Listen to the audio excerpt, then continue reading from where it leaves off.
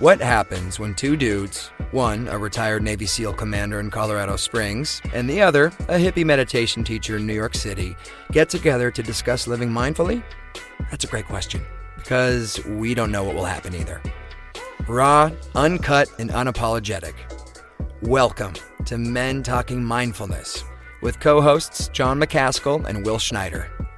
Each week, we take an authentic dive into how mindfulness continually impacts our lives, deepens our relationships, and allows us to be emotionally alive. We filter all of our conversations through the man box, where we unpack how as men we are expected to act in society, how fighting the authentic human experience is exhausting and damaging, and how mindfulness can help. Now, on to the show.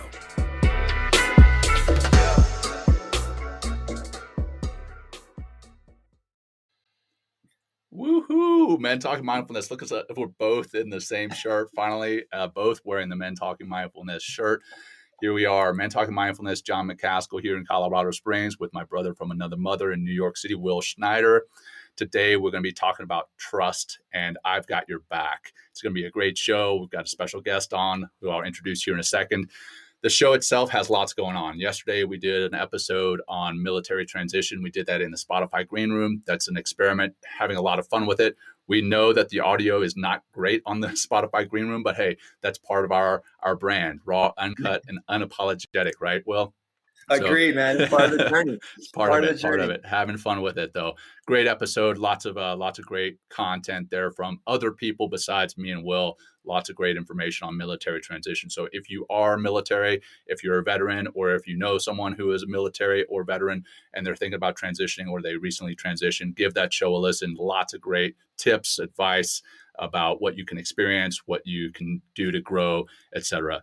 And then over the next 2 weeks, we've got a ton of exciting shows that will be both airing live and via podcast. So make sure you stay up to date. We're going to be bringing James Nestor, the New York Times bestseller, talking about his book, Breath. It's a fascinating read. If you haven't read it, give it a read. It's just mind-blowing. Check that out. We're going to be talking about sleep. We're going to be talking about cold weather immersion, cold water immersion, and just all sorts of different things. So lots of great stuff coming up on the show. But again, today I've got your back, and specifically, we got a special guest, a friend of mine, Neil Markey. Neil is a former Army Ranger. He did one trip to Iraq and 2 to Afghanistan. I love that he says one trip as though it was a vacation. He's also got his MBA and MIA from Columbia, an entrepreneur. He worked for McKinsey as a consultant, private equity C-level executive. He's a mindfulness-based stress reduction teacher. And he's also the founder of Evolutio. And Evolutio is an organization that is introducing people to mindfulness meditation and also psychedelic therapy. So that said, let's bring Mike, what am I talking about? Neil. Where did I get Mike from? Neil, welcome to the show, brother. Hey. Good to see you. Nice to see you guys. Thanks for having me. Hey, Neil. Hello. What's been going on, man? How are you? Well, I'm in New York City for a week, and yeah. And then I'm going to Spain on tomorrow for 10 days to sit down with some of the partners in this little adventure we're on, and then back to running these psychedelic retreats. Fantastic. Definitely want to hear more about that here in a second. But as we were covering before the show, what we like to do before, or not at before, but at the beginning of every show and at the end of every show is get a grounding practice going. And as I kind of let you in on a secret there, Neil, it's mostly to ground me and Will before the show, so we can actually have an effective show. So, man, we'd be honored if you would lead one, brother. Yeah, let's do it. So everybody can kind of just get comfortable on their chair. And if you'd like to, you can close your eyes and just take a moment to just realize that you're breathing.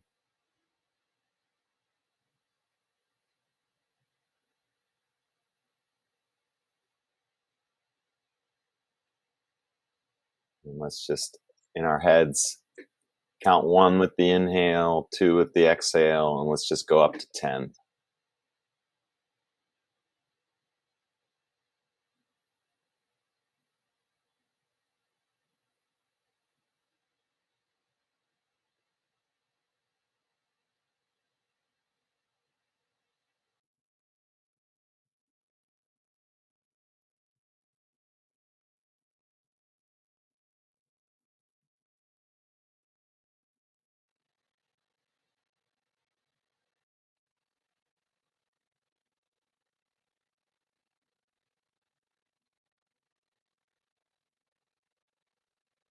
Once you've gotten to 10, we'll just do like a quick body scan. So nothing about meditation says it needs to be slow. Let's take our awareness to the sensation of our feet on the ground, out to the tip of the toes, both sides. Moving into the heels of your feet, just feeling the sensation. Ankles, calves, knees, the big part of your legs, the quads and the hamstrings.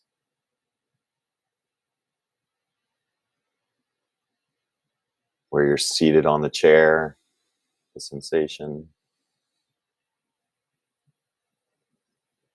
Moving into your belly. Maybe you feel the breath a bit. Into the chest.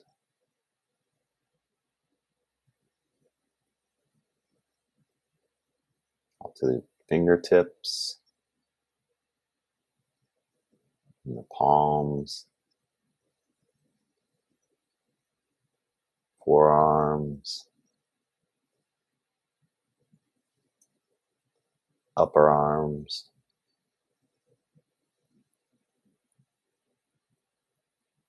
Shoulders.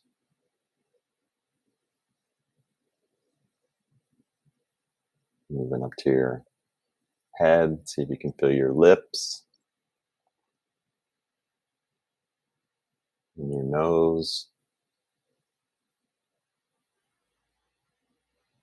And your eyes. And this, to close, we'll just take a moment to feel our entire body as a whole.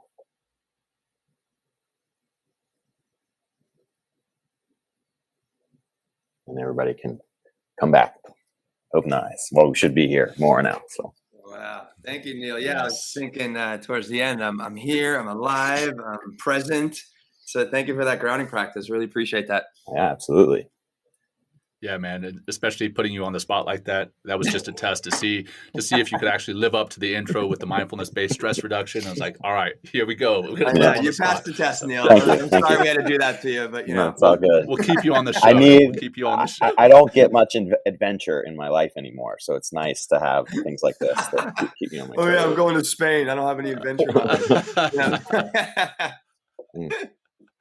Oh man, so. Yeah, again, the show today is I've Got Your Back and talking about trust. Will, you want to kick us off, man?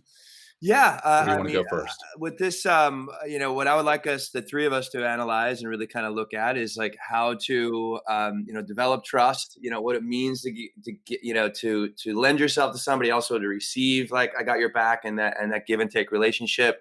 I think it's important. We talk about letting go of control, like letting our ego kind of step aside. Because I know there's a lot, we have, I imagine three of us are kind of those alpha guys that are always willing to, like, boom, take charge and lead. What does it mean to follow, and what's the dynamic there? Best practices to give support, also receive support. The confidence that that getting somebody's back and giving your back to somebody and your energy to somebody, and and how to receive support. Like, again, I said the confidence that it provides. I think I said a couple of those twice. We could talk about our stories as well. I think would be really great. And also not just where we succeeded, but maybe where we could have done better and blundered a little bit. And we'll see whatever else comes up on the show. But, a lot of things come up. There's trust that's involved, which is a big one. I as I'm researching this topic, altruism comes through, which is the belief in or the practice of disinterested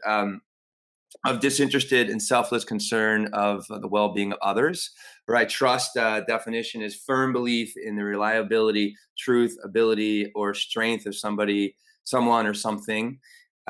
So those are the things that are coming up for me. And John or Neil, where do you think we should start with this topic? Yeah, I'd love to jump in. I like where you talked about not where we failed, but where we may have fallen short. Yep. Both in receiving trust and in giving trust, both in providing support for someone's back and maybe having someone fail in giving us that support. Yeah, I'd like to start with that. Let's start with that and then talk about potentially how you got it back or how that other person who let you down got it back. Yeah. Yeah. Also throw in, guys are both, high level military people. Like, what do they do in the military? I'm interested. I'm not non-military. And I know there's a lot of other non-military people out there. Like, what do they do in the service in order to create that bond?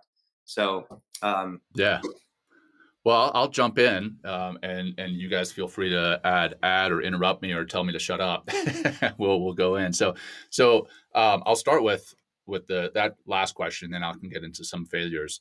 I think in the special operations community, at least within naval special warfare, and I'm sure very similar within the Ranger community, you are put through a crucible of some sort, some type of rite of passage. So some extreme training for SEALs, you go through basic underwater demolition SEAL training out in Coronado, which just kind of gained some infamy after being on the Discovery Channel and everything else. And you only get a certain number of people through. You don't get a whole lot. And that's one of the first special operations forces truths, is that you can't mass produce special operations forces because they are so because they're special, right?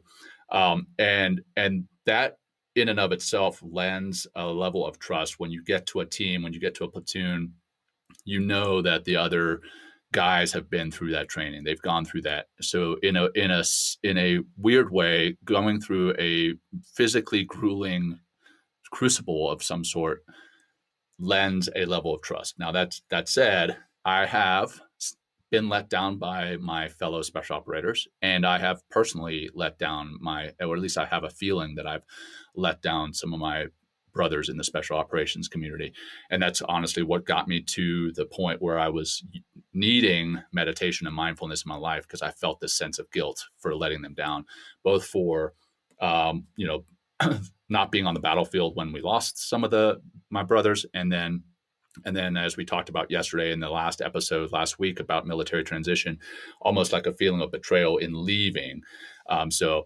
Which is not true, but it's just a feeling. So those are some places that I think special operations helps to develop trust, and also where I personally feel like I may have fallen short. Well, what was getting in the way, Jon? You know what I mean? Like, if you look back and reflect, like, what was getting in the way of that relationship and that bond and that, that trust that we're trying to talk about here?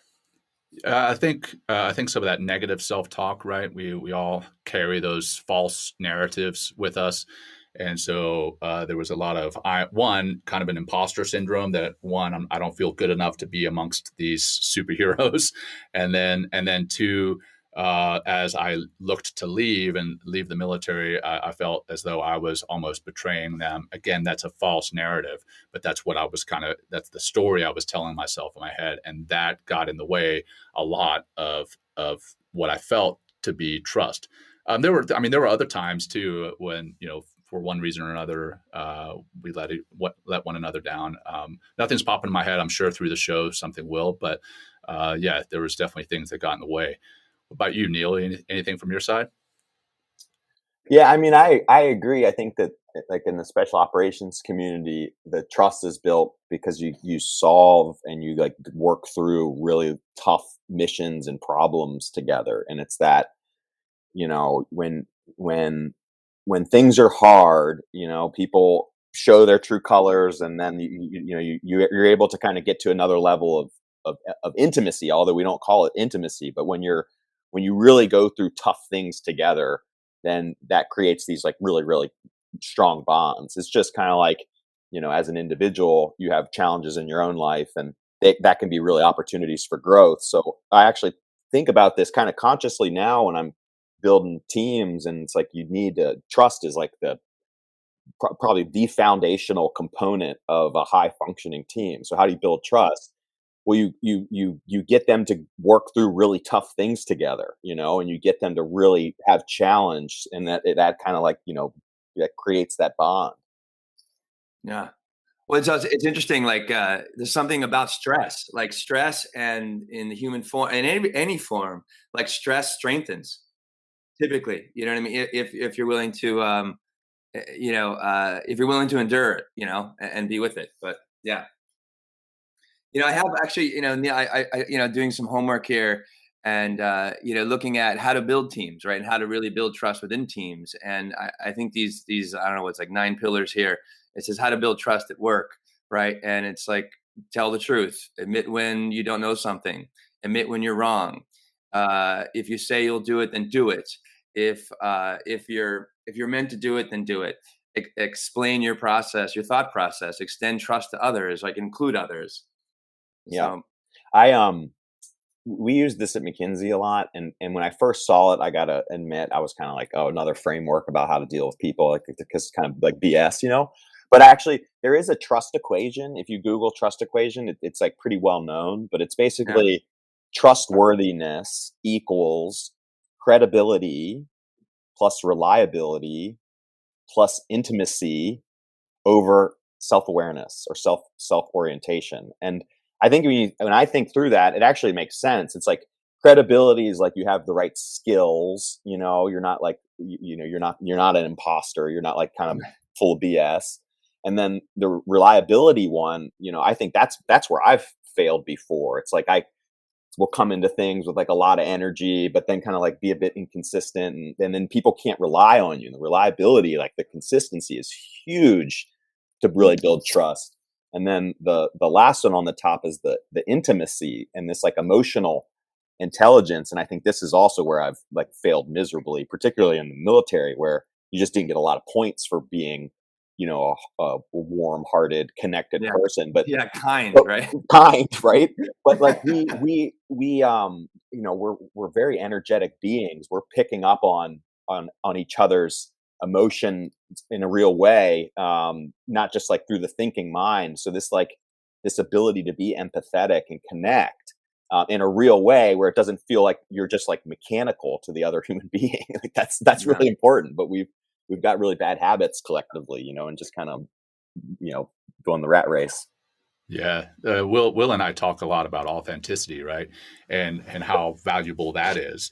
And if you are, reading that trust equation, which I'm going to have you say again here in a second. Maybe Lindsay can Google and put it up here. It'd be great. Yeah. Oh yeah. That'd be awesome. So you put that in the chat. So that the trust equation, even if you're looking at that and you're like, okay, I've got all the parts of the trust equation and I'm going to work to do that. But if you do it robotically and not authentically, it's not going to come across, and people are going to see through that.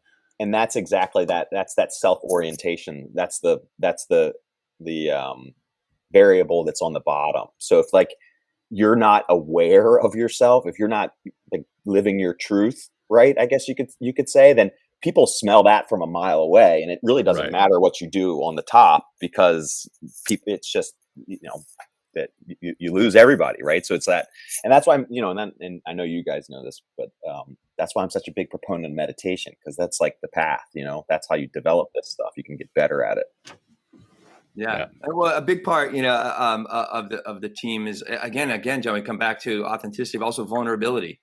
Being willing to be seen, right? And being willing to be seen is part of that comes with the asking for help or saying you don't know, which I was just talking about, like admitting that you're wrong, which is a big, piece of vulnerability. And right there, like what I've seen when I admit that I'm wrong or I've fallen short of a particular goal, or when I'm asking for help, it's like, it's amazing the space that's created amongst the people, maybe just one-on-one with somebody else or a group of people, and the whole dynamic kind of shifts. And also, right, I guess that's kind of that tuning fork thing again, John, like everyone else begins to be like, wait, okay, I'm a human being too, and I have my own flaws, and I always don't know the answer. And it's like, and to see somebody admit that really just creates more of that bonding within the group. Yeah, so much so. I agree.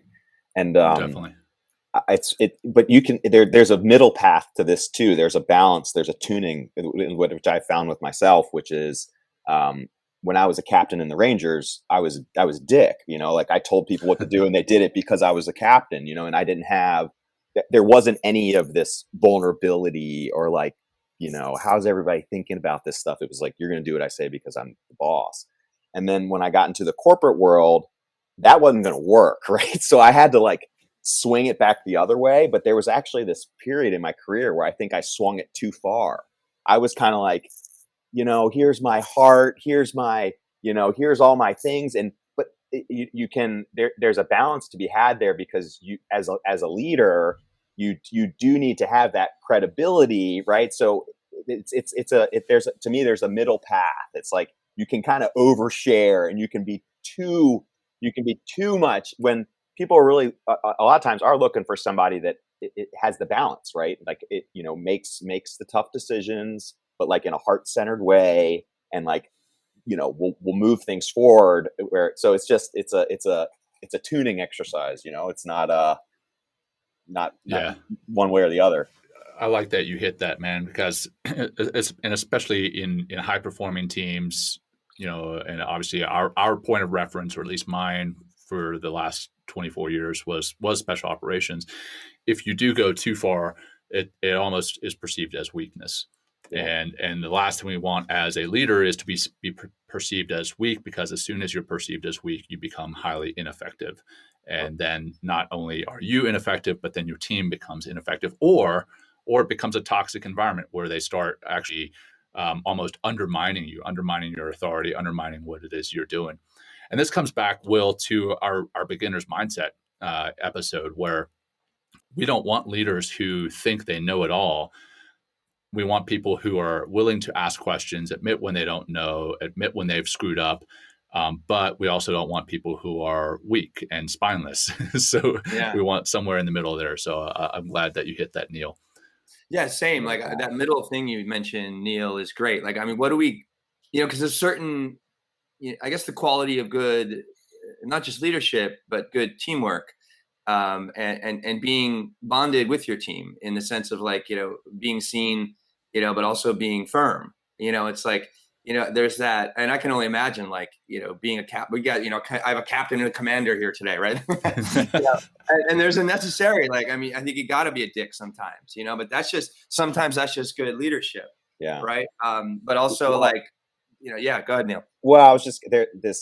I love riding horses, and I've gotten to meet a lot of horse trainers over the years, and the horse trainers that are like, they can speak to the horse like energetically. It's like, it's fascinating, right? They have a way of connecting. And one of the guys that I got to know in Mexico actually pretty well said, it's just like leading people. He's like, you need to have this balance of like, they need to have a sense that they trust you, and they know that you're in charge, like they respect your authority, but that they also feel that you love them, right? And so it's this balance of like, you care so deeply about them, but you're also gonna you're gonna have the law down, like there's standards, and kick them in the ass, right? but in a loving way, right? You can kick them in the ass in a really loving way, right? Yep. I've got horses out here in Colorado, Neil. So if you love horses, come on out sometime, man. I love that. But the same with dogs. Like, if you don't even have horses, dogs, they will do anything for you, and you can discipline them. But if you're disciplining them in a harsh way, they're gonna start they'll still do anything for you, but they're gonna lose that trust in you, and maybe start shying away from you. So maybe every good leader needs a dog. It's kind of as a litmus test to see where they are. Every human needs a dog, right? Every human needs a dog. That's right. Well, nicely, Ed here says, trust and performance builds integrity. Yeah. Which I think is great. So it's not even being, just like, hey, don't, trust me for no reason at all. But if you're showing up and performing at your best, right, that's going to raise the level of everybody else, right? And that develops that kind of credibility and that integrity, like we were talking about earlier. Yep. Yeah. Sure. Yeah. No, absolutely, man. So, or Will, rather, I know you wanted to go into Maslow's hierarchy of needs. Do you want to talk about that? Yeah, I have again, researching for the show, and Abraham's Maslow's famous hierarchy of human needs lists love, belonging, and social interaction as fundamental to the psychological well-being of a person. Right? Think about that, right? The love, belonging, and social interaction, right? It's fundamental to the psychology of well-being of a person. We also now know that being socially connected leads to increased lifespan and stronger immune systems, right? So again, this is like, we're also biologically wired right? We thrive when we are connected, right? I mean, and when we do connect in a meaningful way, in a loving way, but also, have that firmness sometimes too, we activate those hormones in our body. Oxytocin and dopamine are two really big ones, right? Dopamine is that pleasure molecule, but also there's also a need to kind of have that kind of connection, right? But then when we do have that connection, right? Oxytocin, that love molecule, like you mentioned, Jon, giving that love begins to open us up even more. So we have we have our own biology that comes into play when we begin to develop this trust. We begin to have this "I got your back" feeling about us. So I mean, it's not just these aren't just theories or ideas. I mean, this is how we thrive as human beings, which is really important. Right. And yeah, there's a physiology behind it, right? Like truly, absolutely. like not only do we feel better mentally, but we physically are getting what we need to feel better physically. All Yeah, those hormones are getting kicked in, and then that is going to make us feel better. That's going to make us perform better. And then again, that comes full circle to having trust in those teams to develop them from just an average Joe team to the high performing team. What about the reverse? What happens in teams where that's not offered, or what happens physically, even at the individual level, yeah. when we don't get that? I'd love to talk about that. Well, I mean, what comes up for me is like, imagine there is there's some sort of, depression or something like that, or just feeling like defeated or not belonging, which is, again, it goes against what I just talked about with Maslow. And I'd imagine there's going to be some undermining, and there's going to, so they're going to be like kind of maybe a coup within the organization or something like that, or within the team, to kind of be like, kick that kind of leader out, which is naturally going to happen in some ways. Yeah, those are things that come up for me. What about you, Neil? Have you seen this? And I don't want to have you call out any particular organization or any particular unit, but have you seen this where there was no trust and what that did to a team or the Oh individuals? yeah. Well, where I saw this a lot was in when I was doing these like private equity restructurings. We were going in and buying companies that were in bankruptcy. So you'd have this whole senior leadership team, like times got tough, right? The organization's in crisis, and people just get individualistic, and they get defensive, right? They go into fight or flight mode, and it's me, and they lose sight of like we need to kind of work through this together. So yeah, I've seen it, and I mean, how do you get it back? When it's gotten that bad, I think it's really tough to get it back. I don't know if I've actually ever seen. There's a handful of scenarios that I'm thinking of, and they didn't get it back. Like the companies, they had to kind of bring Fold. a whole new leadership team in. But I think if you're a self-aware leader, you need to be able to identify those things a bit earlier before they get to full crisis, and this container that you're creating for these people to feel comfortable and be able to exchange ideas. That's probably one of the most important things of the leader, is to be mindful of what that environment, what that container feels like, and people's perceptions of it are. And if it starts to go down, and how do you know if it's going down? You ask. You literally ask people, hey, it can be one-on-one, it can be in a group, but you say, like, do you feel like you can be vulnerable here? Do you feel like if you make a mistake, you're going to be supported? Do you feel right? And like ask people, and the same way people, it's like if people ask me like, how do you get people to know that you care? Well, you tell them. Right. You tell them. You sit them down, and you authentically tell them, and have those connections. That it's all this like water cooler talk, right? This stuff that's not just like the mechanical things of business that we've really lost, because it's just, we're jam packed. We just go from like thing to thing to thing, and it's just like work. But there's this whole other connection between human beings, it's really, really important for us to like work together, that like good leaders need to think about. That is, to me, it informs the work, but it's very separate from like the day-to-day task. It's this environment that we're creating that we often lose sight of. Yeah, something that you mentioned there, Neil, was when things start to go south in an organization, whether it's military or whether it's corporate, whatever, maybe it's even a sports team. When things start to go south, each individual starts thinking about me, and it becomes that scarcity mindset, right? So we talked about on a previous episode the abundance versus the scarcity mindset, and that scarcity mindset is one of fear. That one of fear of loss at the individual level. And I think that's where people, if they can switch their mindset and say, okay, even though we're going downhill here, we may be losing the organization, what is best for everyone instead of what's best for me, then maybe that's an opportunity, one, to get the trust back, but also to get the team back on track. So it's just that mindset. And if you can start to live that mindset in everything that you do, that abundance mindset in everything that you do, from your friends, family, to your work and professional life, I think that's another place that you may be able to change that level of trust and maybe even get it back if you're lucky. Yeah, I mean, getting away from the whole, I mean, we talked yesterday, I mentioned this in the green room, like the objective experience versus subjective, right? Instead of just like, leaders that, or bosses, really, we should call them, right? Bosses versus leaders. Like they're just looking at the numbers, the bottom line, and, and people as cogs in their machine. And I say their machine very specifically because they just think they run the whole thing and they built the whole thing and trying to take all the credit of the thing, versus like seeing people as human beings.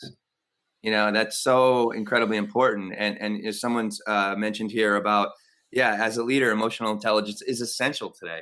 It's and it really is. And that's, again, why with the show and mindfulness and meditation, it's going to help you get in touch with those feelings. And I think, and I think this comes into the man box a little bit with toxic masculinity. And when you begin to understand your own feelings, you'll be more available to experience the feelings of others, and therefore maybe lend yourself into helping others and to asking for help or saying you're wrong and being vulnerable and authentic. It's also, but how do we practice these things? Like, what I mean? How do we, we're talking about all these wonderful things. Give me one minute. I'll be right back. Oh, go. Yeah. All right, man. So, but like, what are the things, John, that help to us to practice getting away from that toxicity or getting away from that boss kind of mindset, and like bringing yourself into your own humanity, so therefore you can be with humanity of somebody else? Yeah, I think you hit it on the head, man. Is the objectification of the people in your organization, whether it's the people that work for you, your colleagues that work with you, or the whole organization. I mean, you've got to understand the human aspect of it and understand that all those humans have something going on in their lives. Yeah. You have to be compassionate. I know we come full circle always. We should just call this Men Talking Compassion, because it comes up in our episode every time. Compassion. So yeah. I think we'll start calling this Men Talking Compassion. But if you are able to show that and understand that each person in that organization is a human being, each human being has something going on in their lives that may be challenging them, may be an obstacle or a piece of adversity for them, then I think that we're able to develop that trust. So a TV series that my wife and I watch every year is, I think it's 10 or 11 episodes. It's Band of Brothers. And basically, yeah, I bought that on CD back in the day. Like, so I love Band of Brothers. Unbelievable. So literally, I think every leader should be required to watch that, whether you're a military leader or a corporate leader, because in every episode there's like 2 or 3 leadership lessons to be learned. And one of them is trust. I mean, there's several times that in the series the trust is violated, and specifically as the one leader, I'm forgetting his name right now, but the initial leader of Easy Company, he treats his people like machines and as a means to an end for his promotion. and his people lose trust in him instantly. And that becomes a toxic environment. And as soon as that guy is removed, and Neil talked about this before, replacing some leadership where the trust had been lost. As soon as he was replaced by Captain Winters or Lieutenant Winters at the time, the organization and the company just takes off, and it's just unstoppable. So anyway, well, they're able to really achieve, and I'm sure you guys have experienced this as well. When you have one toxic member, like it's one bad apple. What did I say? Right? It's going to contaminate the rest. But when you really work cohesively, and what I enjoyed, like I actually gave my copy of Stealing Fire to somebody, but I remember like hearing and reading in the book, that hive mentality that happens, in the SEAL teams, and I'm sure like in the Ranger organizations as well, because like you're all clicking on all cylinders, and without that I got your back and that trust and all the things you've gone through to get to that point, it's impossible, right, to function as one unit. One thing I'll also say that you brought up earlier, Jon, is, when I went through my first yoga training, we did this exercise, and the teacher that was, facilitating this particular group was saying, you don't know where when people walk into the yoga studio, you don't know where they're at. You don't know what kind of day they had, come back to the, humanizing people, you don't know if somebody passed away or, they got yelled at work or, something happened on the subway or something like that.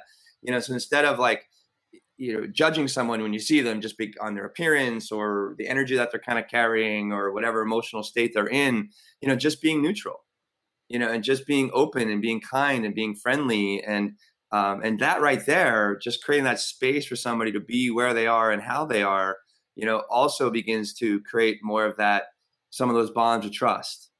So I wanted to mention that as well. Yeah, absolutely. Neil, you got anything, brother? Yeah. You just can't overstate how important it's like it's foundational to our relationships. It's like the thing you need to be able to trust. So you gotta be mindful of it, and then think about how you build it, how you maintain it.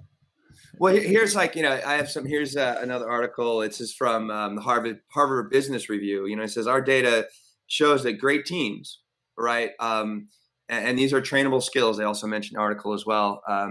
They communicate frequently, right? That's super important. They talk and listen in equal measure, equally among members, right? So it's not one person, like a super alpha, maybe toxic type that's always controlling the conversation and the narrative and swaying, to their, selfish needs sometimes. Engage in you mentioned this earlier, Neil. It's like those conversations outside of the meeting, right? Engaging in frequent formal communication is what they call here in the article. Another one is like, explore for ideas and information outside the group, right? So just going outside and they periodically connect with many different outside sources and bring what they learned and bring it back to the team. So we're always looking to grow outside of the team itself, just trying to strengthen in the team itself, but also strengthen the goal that you have as a team. It's all about the trust fall. We've got to do more trust falls in organizations, right? Yeah. I mean, actually, have you guys done an actual trust fall? I have. Yeah. It's scary. Yeah. You were like up on a plank, like 6 or 7 feet or something like that, falling backwards. Yeah, exactly. Yeah. You gotta trust your team in order to catch you. I've seen that done in different leadership offsites and things. And as silly as they are effective for at least developing trust in that very moment. Yeah, for sure. They really show people where they're at. I mean, I've done it, and I mean, we should talk about this. Like, I tend to trust very easily. So I mean, I have a friend a long time ago. He said there's only like really 2 types of trust. He goes, either you give trust like right away, or you build into trust, right? And I'm kind of the guy that, I don't know if that's true. That's just his feeling, but I remember him saying that. And I tend to just give trust. Like, and I'm, maybe I'm ignorant in some ways, but like, why would they want to hurt me? And then when they do and they betray, and I'm like, all right, well, boom, they're out. or they have to, it's going to take a long time to reestablish that trust again. So when I'm doing this trust fall with people, I'll be like, in my mind, of course, I'm like, well, I hope they don't fucking drop me off my ass, because I'm going to get hurt, and I would just fall back and everything was fine. But, I was working, doing some work with Momentum Education a long time ago, back in like 2010, 11, which is similar to Landmark Forum. Just kind of developing myself as a stronger adult, a stronger individual, and getting skills that I haven't necessarily worked on or received from, my education in high school or college, or even like playing, collegiate sports. So it was a really great time to be able to explore these skills and work with them. But during this trust fall, I would see, we had, I don't know how we had like many members, and we think we had like 40 people, and I guess we're broken into pods of maybe 15. And some people will be so scared. They're going to fall back, and they're like, no, I can't go. And, it was interesting to see their physical reaction and their emotional reaction and the resistance to taking that trust fall. And it was interesting about the trust fall. You're not falling forward. You're literally falling back. Right. So you can't even see where you're falling, which is can be a very, very, scary thing for a lot of people. That's why it's so effective, right?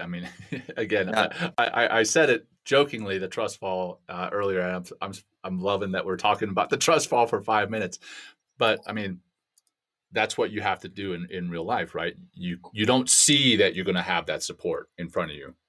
In your organization, in your team, with your friends, with your family. You don't see that you have that support. You just trust that you have that support. And when you do fall, literally or metaphorically, when you fall, you need them there to catch you, to keep you from, again, literally or metaphorically hurting yourself. So it is a pretty powerful thing. But you mentioned something there, Will, and we haven't spoken a whole lot. You talked about trust in your athletic teams, right? When you're a collegiate athlete, and we've all been athletes of some sort back in the day, back in our prime, right? So, and I think that's where a lot of it starts, whether it's athletics or whether it's some academic team or something. When you're very young, you have a team that you start to develop trust in. And if that trust is supported, then you feel that you can give trust later on in your life.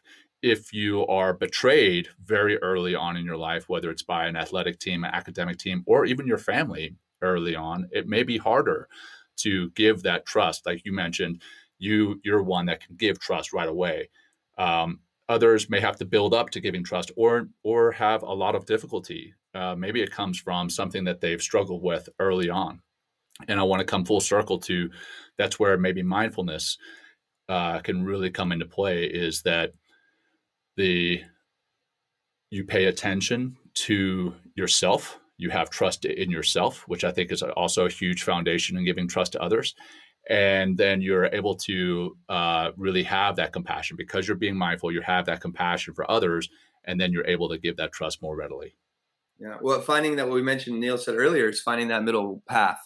That's what's really going to help you. Is so you're not like, it's essential really to find that middle. So if you're neutral, then potentially everything else in the world comes from a neutral place, right? Instead of being preconceived as a threat or preconceived as something else, right? I can be like, oh, here I am, this situation's happening over here, or this relationship has just stepped into the room or something like that. It's like, okay, where do I, instead of putting some sort of like, label or judgment or previous circumstance on it, or even your emotional content at that time, and like putting someone as a target of your, of some sort of deep emotions that have nothing to do with them. It's like, how can I be neutral again? For sure. And I think that's really important for leadership and teamwork. There's no I in team. It's like, it's we go. Right. Someone actually, Neil, I'd love to hear your comment on this. It's like someone wrote here, like, how do you deal with betrayal? Which is like the opposite of trust. Like, I'm putting you on the spot here, Neil, but yeah. How do you deal with betrayal? Wow, that's a tough one, when you really feel like your trust has been violated. I guess I can speak about, Or you have an example maybe or something, Well, there's been some times, in romantic relationships of past where I felt betrayed, right? Where I felt not respected. And, yeah, I mean, you gotta kind of like do the work to get under the hood of why you both feel that way. And then, figure out if there's a path forward to like rebuild trust. But I think it needs to be like very self-aware and mindful.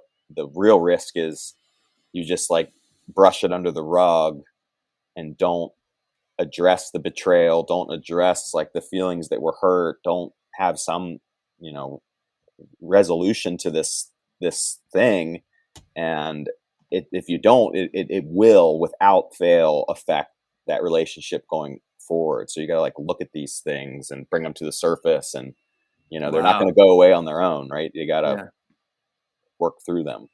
Well, communicate, and I guess through honest, vulnerable, compassionate conversation, you begin to maybe form that trust again. I imagine it's going to be slow to give somebody your full trust, or that person that you've had betrayal with. Like personally, I am not good at betrayal. Like I will admit that right now. I'm just like delete. I'm like, you know what? You fucked me over, gone.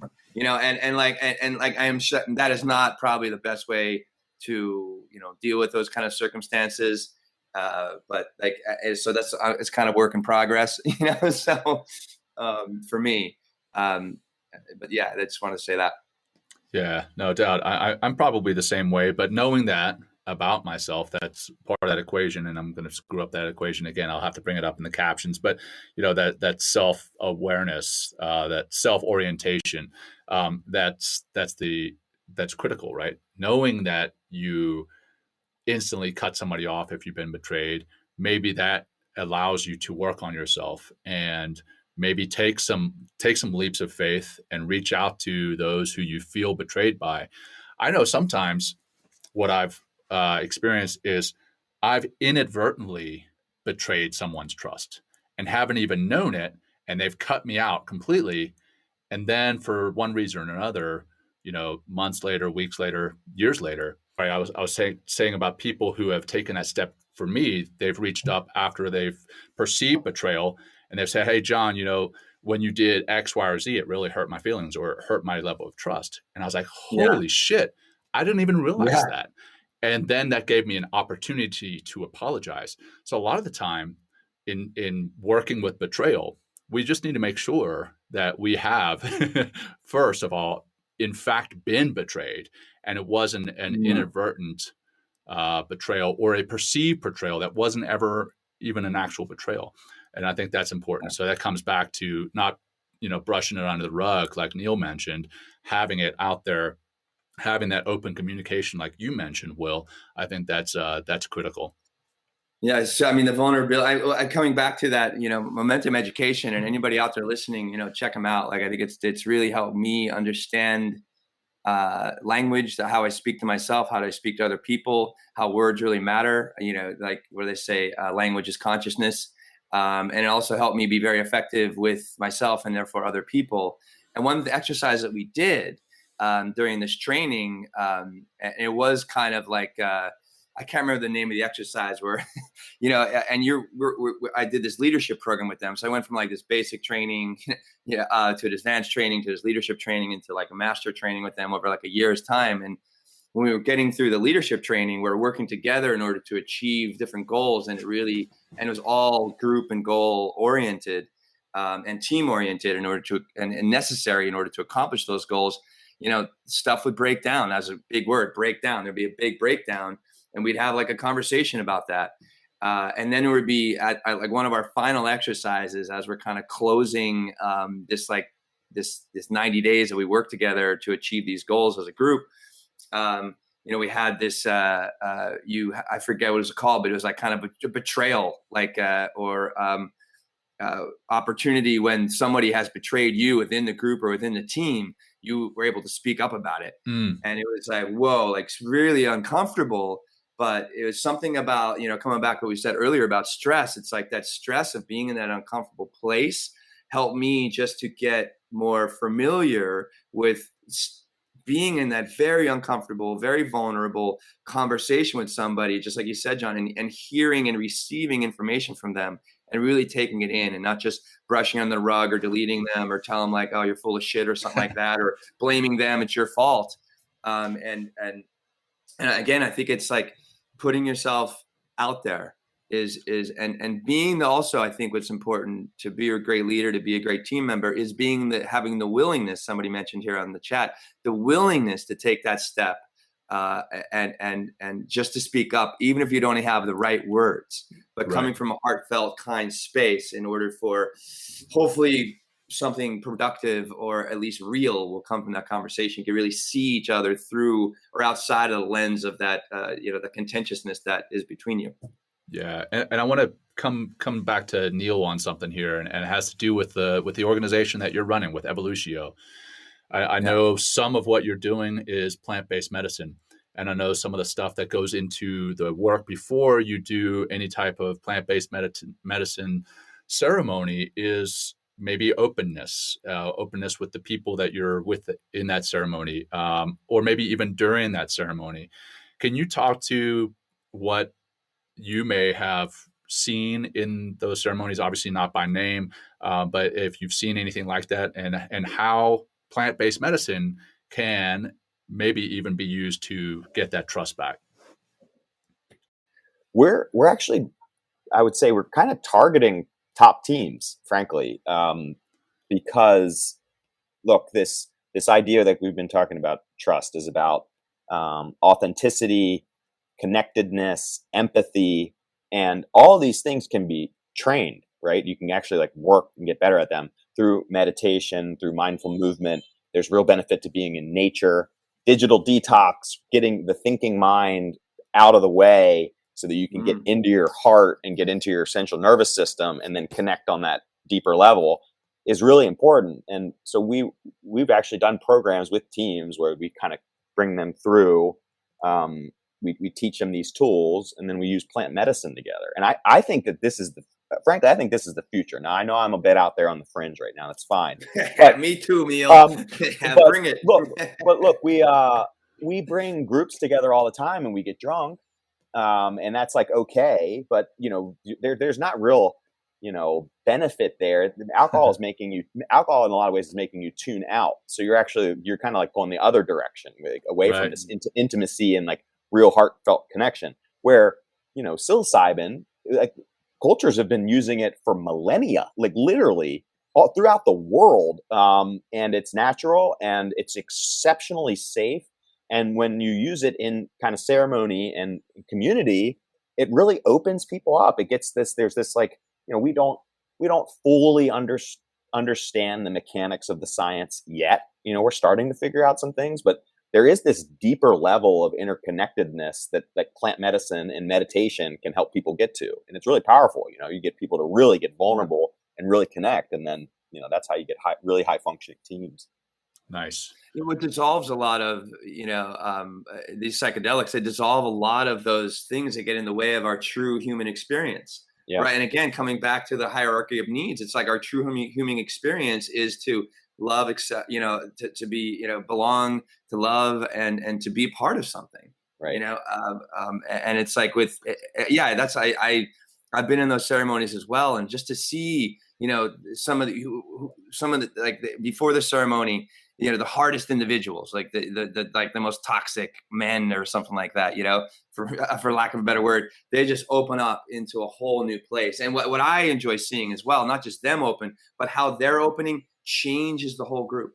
Yeah. It changes the whole entire group. And you're like, now I am able to actually go deeper into my own heart and bring forth more of that love and that compassion and that vulnerability and authenticity. And it's just like, and then it just becomes this incredible rally around those things, which is, I'm getting goosebumps talking about it, because I'm like, I'm serious. I'm re-experiencing in some way, because that's how deep it runs within our neurology and in our biology. 100%.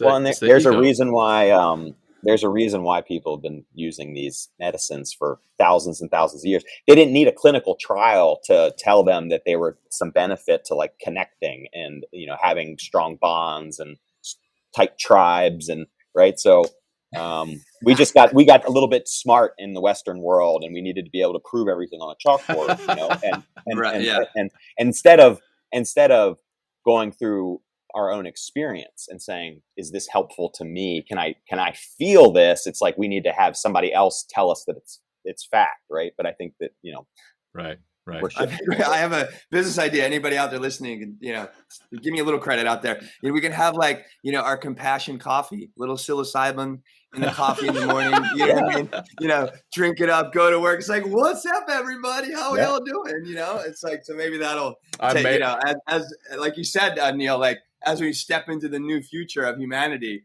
maybe this is what it takes in order to shift that needle a little bit further over to the place that we know that we can be as human beings. Yeah, I think it can help. I may or may not have had that coffee this morning already, Will. Whoa, Jon. Awesome, Jon.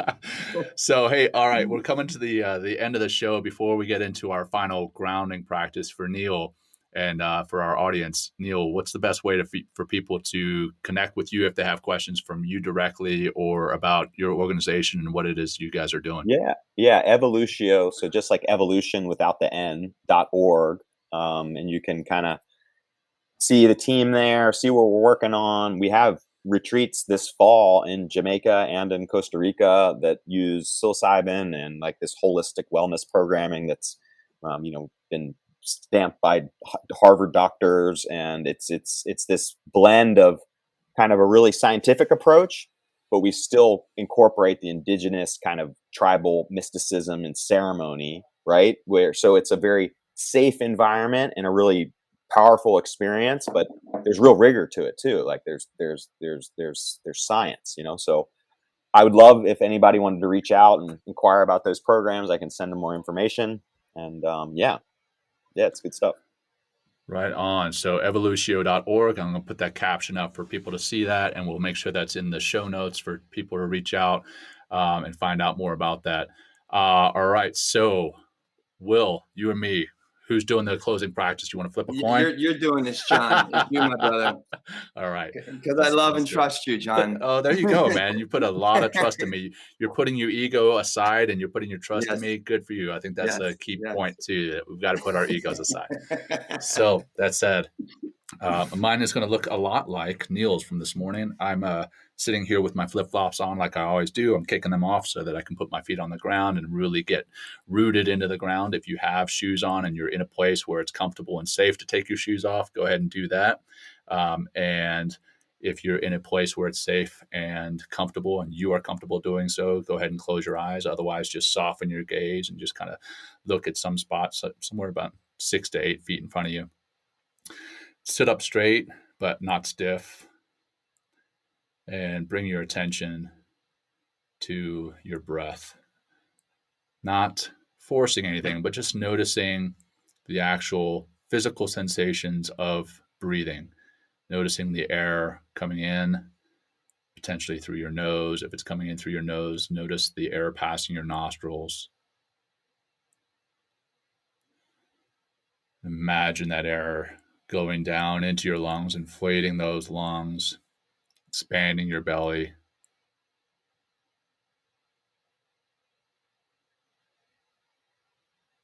And the reverse as you breathe out. Notice your belly contracting, your lungs, imagine them shrinking, the air coming up and out through your mouth. Notice that air passing your lips and your tongue as you breathe out.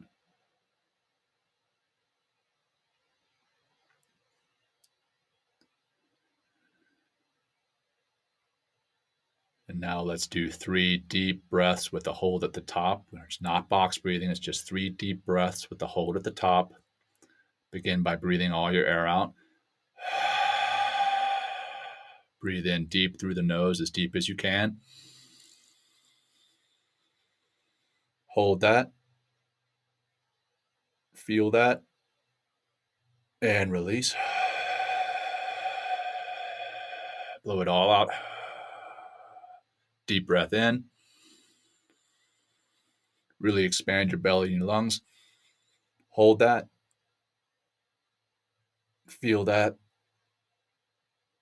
And relax, letting it out nice and slow. Slow, slow, slow. Last one, deep breath in, as deep as you can go. Hold it at the top. And let it go.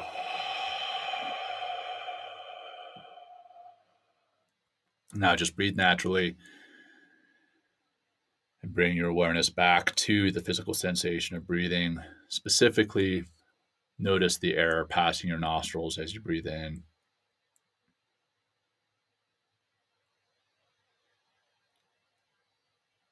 And then shift from the sensation of the air passing your nostrils, shift to your eyes and slowly blink them open on your own time, or refocus your gaze.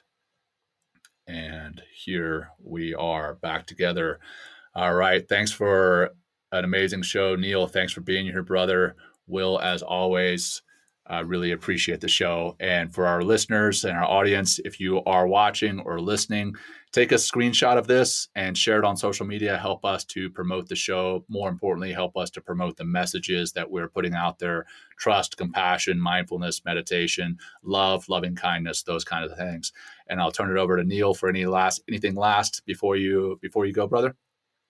No, well, thank you. I enjoyed it. Hopefully we can do something like this again. Have a great weekend. For sure, brother. Yeah, for sure. Thank you, Neil. Thank you, John. And thank you, the audience and everybody out there. And thanks for another great show. Appreciate it. All right. See you guys. Take care, guys. Peace.